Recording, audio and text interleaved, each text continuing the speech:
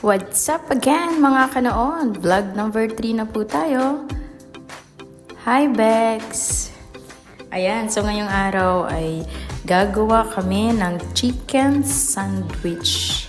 Ayan, shoutout nga pala sa ating masisipag na cook. Ayan, si Dashi at si Sir Carlo. Ayan ang ating mga ingredients ngayong araw. May carrots, sibuyas, ayan, celery, chicken.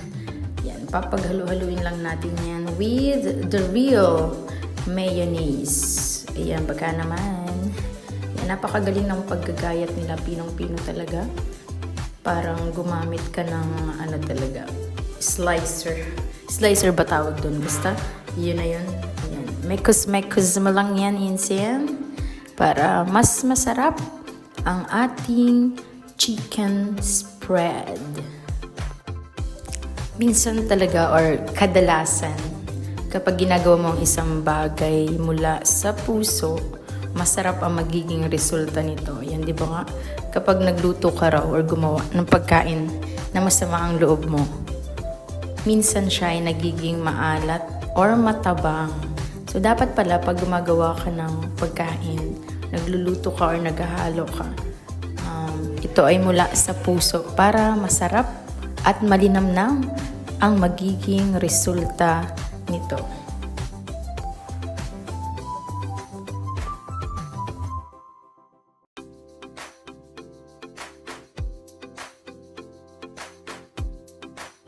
Ayan, syempre ang ating tagahalo, si Insen. Mekos-mekos si Sir Carlo. Ayan, para mas masarap at malinamnam ang ating palaman ngayong hapon. Ayan, trinay na nga namin yan sa ating tasty bread. Yan, ganyan lang yan. Parang ano, kumbaga ay sulit na. Palaman pa lang, mabubusog ka na. Yan.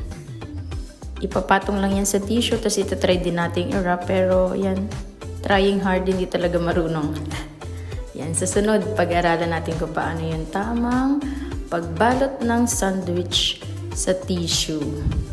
Flex lang natin yung mga kakanin at maghahanda na ipapakain sa magdadasal ngayong araw. Ayan, mayroong kutsinta, pansit at kung ano-ano pa man. Siyempre, hindi mawawala ang masarap at malinamnam na creamy chicken sopas. Ayan, ano daw ang pinakamabilis na pagkain?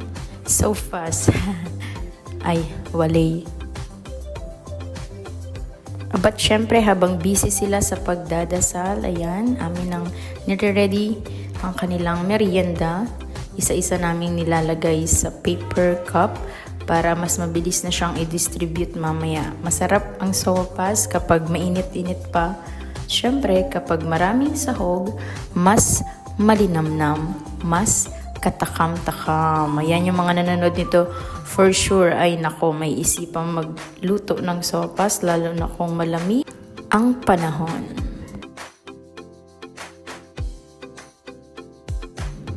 Ayan, para sa ating shoutout, may nagpapa-shoutout sa ating second vlog, si Mark Jelson Cha. Ayan, hello. Kilala pa kita. Ang pagkakatanda ko ay player ka ng badminton. Yan, medyo matagal na rin na panahon at sana ay maging successful ka sa kung anumang tinatahak mong course ngayon. And also, yan, flexing the ref ng bahay na tinutuluyan namin ngayon sa pinsan ni Sir Carlo. Ayan, hello po sa inyo and thank you sa warm welcome. At syempre, masarap daw ang sopas, sabi ng ating taga-tikim na si Vianara. Hello, thank you for watching!